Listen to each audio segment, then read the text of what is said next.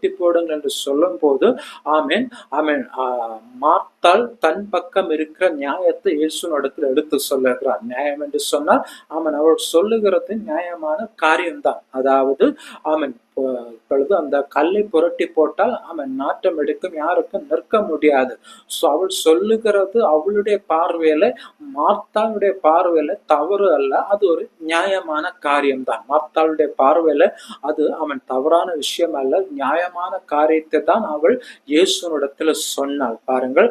ஆனாலும் அவன் அந்த இடத்துல அவன் ஆகவேத்தான் நம்ம இயேசு எதை சொன்னாலும் அவன் அதற்கு நாம் அப்படியே கீழ்ப்படிய வேண்டியது அவசியமாய் காணப்படுகிறது.